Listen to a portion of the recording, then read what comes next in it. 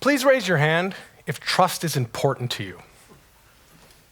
And again, by a show of hands, who agrees that skills that are important to you should be practiced frequently? Finally, by a show of hands, who here consciously practices the skill of trust every day? I played the sport of football for over 20 years, 13 of those professionally. That's a long time. I loved every second of it. It's a great game, but it's a game about different things to different people. To some, football is a game of power and speed. Others, it's a game of teamwork. Some, it's a game of strategy. And to some, it's a game of complete nonsense, right? It's a bunch of people lining up, smashing into each other again and again.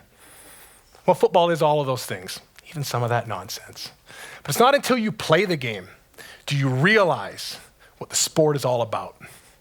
Football, at its core, is a game about the exact same thing that matters so much to each and every one of us.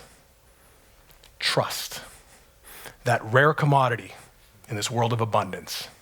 See, it's not the system that wins games, or the strategy, or even the play calls. It's players trusting those things that give you a chance. It's not even the quality of talent around you. It's the ability to trust that talent to do what it's supposed to do, when it's supposed to do it, and how that gives you a chance to win. See, everything that happens on the field is a coordinated effort between two or more players. When the quarterback goes to throw the ball to the receiver, he's not throwing it to where the receiver is. He's throwing it to where he trusts the receiver will be. Without that trust, that ball can never be thrown, no matter how talented that quarterback or receiver may be. What about my position? I played offensive line. You know those 5 giants up front that just push people around all game? I say those because even when I used to weigh 300 pounds, I was what my coach called an imposter, pretending to be a giant. I was a munchkin out there. Offensive line is the only position in all of team sports that play the entire game with their backs to the ball. Think about that. Everything they're coordinated with, everything that matters to their ability to succeed, they never get to look at. That is trust. Trust wins. But there is a huge problem with trust, isn't there? See, as fortunate as I was to play football for so long, I was more fortunate to have great coaches. And amazingly, for 11 of my 13 pro seasons, I had the exact same positional coach. That is rare. Coach Dan Durazio. Coach Dan taught me everything I know about football and a lot about life. And he'd speak to us on trust daily. And he'd always open by addressing its fundamental problem. He'd look us dead in the eye and say, trust, that 5-letter word. It's easy to say, hard to do. He's right, isn't he? It'd be hard to trust. And what do we do in today's world with things that are hard? We outsource them for someone else to do, right? Or we get the app for it. It doesn't work for trust, does it? So Dan would always follow that up with this. Trust is a skill, and skills need to be practiced. But what do you practice? See, trust isn't like your golf swing. You can't just sit there and work on it all day. Trust is the byproduct of other actions. And on the great teams, the championship teams that I was fortunate to play on, there were 3 actions that mattered most. Absolute honesty. Okay, not political correctness, just going around being nice for the sake of being nice. Dealing with the truth, no matter how uncomfortable that sometimes is. Great communication. Not efficient communication. Not how fast can you get the information out. How effective can you communicate? When you speak with someone, speak with your mouth, with your eyes, and with your body. And when you listen to someone, you listen with your ears, with your eyes, and with your body. You can trust that communication. And finally, direct accountability for what you just did or did not do under that umbrella of absolute honesty and great communication. Now, just like your golf swing, you can't work on those things by yourself alone. Dan would always leave us with this acronym: trust, T-R-U-S-T. To resolve unusual situations together. Trust is a group skill.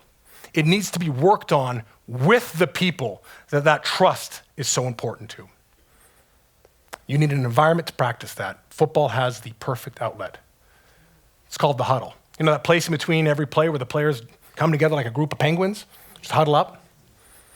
Now that term huddle gets thrown around a lot in today's world, particularly in the business world. But what makes the football huddle unique? Well, Dan taught me many skills over my football career. How to scrape paint to reach two technique on a wide zone, or how to whirly bird outside, a sprint protection to pick up garbage off the backside. You don't worry about that stuff. You don't want to worry about that stuff. This stuff was hard, okay? But as much as those skills vary, there was two underlying principles on how to learn, practice, and master each of them. Focus and frequency. How frequently could you give full focus to those actions? Those two parameters always dictated the speed and strength to develop that skill, of how well that skill would be developed. So let's look at that in terms of the huddle. Talk about focus. Well, Canadian football gives you 20 seconds between each play. American ball makes it easy. They give you 40.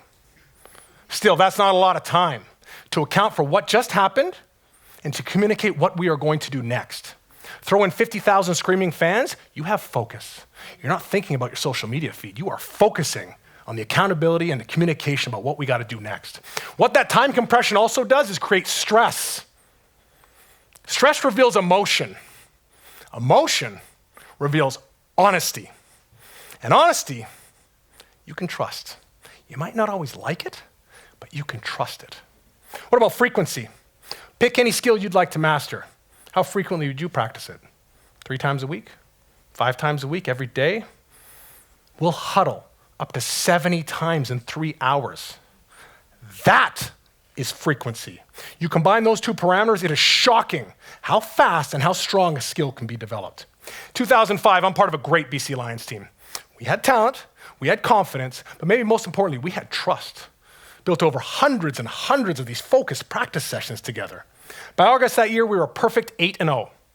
I'd never started a season 8-0 before in my life. Never had since. Then in week 9, we had to go to Regina to play the dreaded Saskatchewan Roughriders. And I think we can all agree Saskatchewan is the worst place in the world to have to go, right? To play a football game. Come on. Teams are always good. The fans are bananas there. 7:50 left in the third quarter. The score was 5-8. We were losing 5-8. That is how bad that game was going. If you follow football or not, I think we can all agree, 5-8, that is a terrible football score. What was worse, though, was at that very moment, we were now down both of our all-star quarterbacks. So with time ticking down and our perfect season slipping away, it came down to Buck Pierce, our rookie, third-string quarterback who had played 0 downs of football professionally in his life. And I never forget Buck running out to the huddle first time, and my line mate Bobby saying, Bobby's one of those giants I told you about. We're looking at each other going like this. We had the same system, we had the same strategy, we had the same talent around us, we had the same uniforms. With Buck, we had 0 trust. We had nothing. We had to get to work. So when you need to practice, we got to get in the huddle and get to work. And in comes the huddle, comes Buck, and you talk about honesty. It's written all over Buck's face. You talk about eye contact. Buck's making great eye contact, all right. Some guy 50 yards away in section 45 in the cheap seats. You talk about great communication. He's going to call the play. Yeah, stress reveals emotion, emotion reveals honesty. Buck stutters when he's scared. Now Bobby looks at me and goes, we're done. Our season's over. But we got to go run the play because clock's running out, so up to the ball we go. And nobody understood the play. No one trusts the play. We try to stand the ball. Half the team jumps offside. Flags go everywhere. Without trust, we couldn't even start a play. So what do you got to do when you need to get better at a skill? You better get back to practicing. So back to the huddle we go. Now Buck walks in. He's about to call the next play. We talk about honesty, accountability. Big Bobby, one of those giants, he's got these size 11 hands. Okay, that means they're 11 inches across. Don't look at these. These are munchkin hands. You know what someone size 11 hands can do to you? Anything they want to. And Bobby grabs Buck by the face mask and pulls him in. Now, you do that at work, you're going to HR over you pretty quick, right? The beautiful thing about the huddle is it demands honesty. It requires an accountability, great communication. We need to do these things. And pulls him in close, says, smarten up. You need to lead us. And he's got direct eye contact. He says, breathe with me. Call the play. Cannon left, 221, X-Rain Cobra. Good enough. Up the ball we go, we snap it, we run the play. Buck runs around and throws it for 25 yards. People at home going crazy. This guy's a superstar. No, Buck didn't run the right play. He panicked. He freaked out. He got lucky. He built zero trust with no accountability for what he was supposed to do. Not good. The next two plays are a disaster. Now we're off the field. And as the clock ticked down to end the third, Saskatchewan marches down and scores. We're now down 15-5 at the end of the third. Our perfect season is slipping away. And there we are sitting on the sidelines, and I see Buck hiding over in the corner. He's scared. He doesn't want to go back in, and I don't blame him. I'll never forget Coach Dan telling me, though, any great skill gets developed on the other side of comfort. You have to go there to get there. And here's the magic of the football huddle. It is prioritized so you can't avoid it. You have to go back there because we need to build trust, because without trust, we can't win. What happened over the next 15 minutes of football was the single greatest example of focus and frequency in action I've ever been a part of. We had 19 more huddles, 19 more focused practice sessions. And with each one, our confidence in Buck's honesty improved, his communication improved, and his accountability to run the play improved, and so did our play. He went from ka-ka-ka-ka-ka to cannon left, 221, to cannon left, 221. X-Rain Cobra, he run the play. And 6:48 left in the fourth, we marched down and scored. And the first guy to congratulate was Big Bobby, those big arms. He's wrapping his hands around him, hugging him, kissing him, slapping him. Now, is Bobby being nice now and mean before? No, he's being honest and dealing with the truth of the moment. That you can trust in somebody. We're still down 15-12 and the clock is ticking down. Our defense went out and did their job and shut them down because our defense always did their job. And I have to say that because they'd come after me, but they did. They were good. And we get the ball back one last time. Just over a minute left in the game. We're on our own 20-yard line. We have over 90 yards of field to go, and I thought that crowd was loud before. This was insane. Could hear nothing. And Buck walked in the huddle with great body language and honesty, great communication, and accountability running the play. He marches us to midfield. Now there's 37 seconds left. He walks in. Here's a guy who couldn't look anyone in the eye 21 huddles ago, couldn't even verbalize a play. He takes his moment and stares.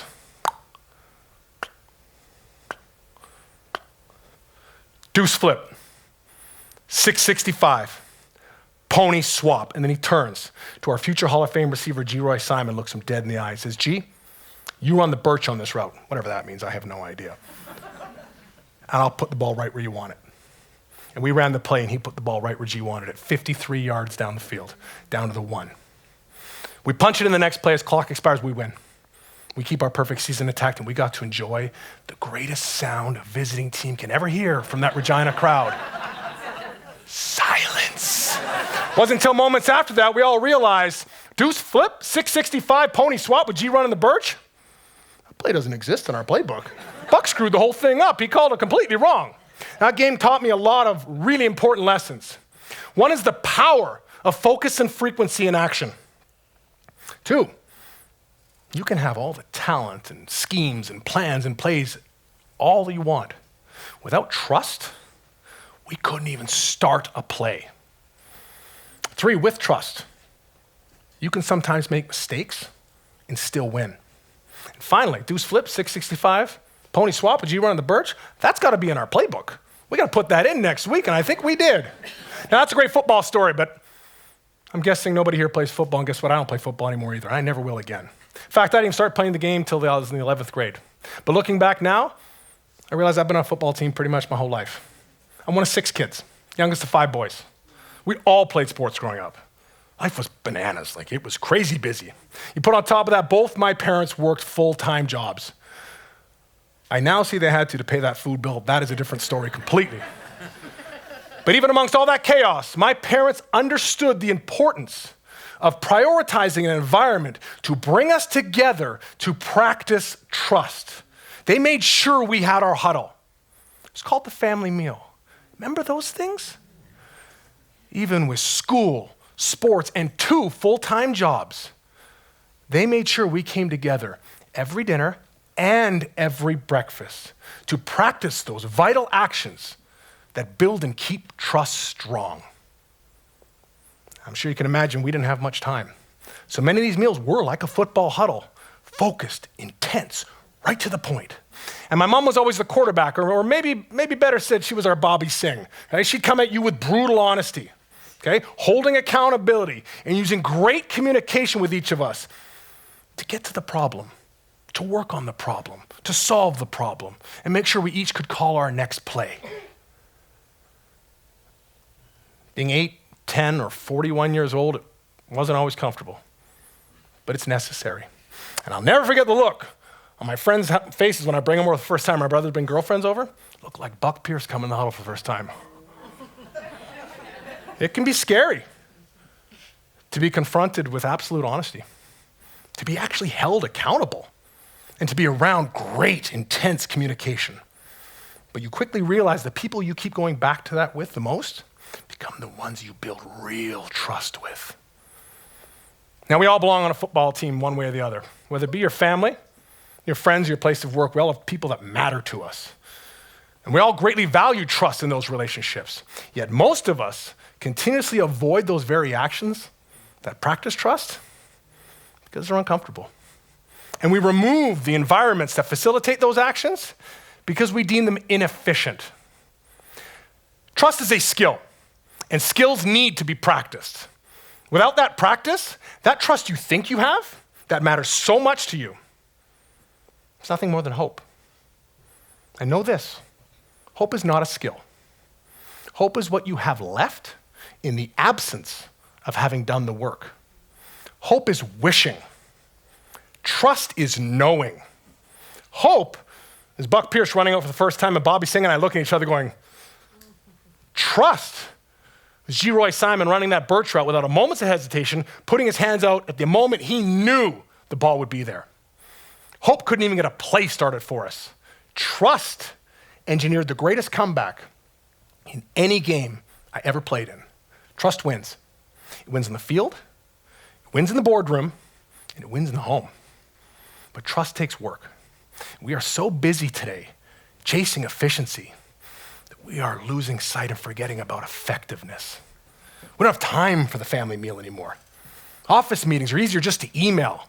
Even the great sport of football is weeding out the huddle for the more efficient no huddle system. We need to start remembering the benefit behind the benefit of these activities. The family meal isn't about getting food in your face while you check your emails or watch YouTube videos. The office meeting isn't just about getting information out.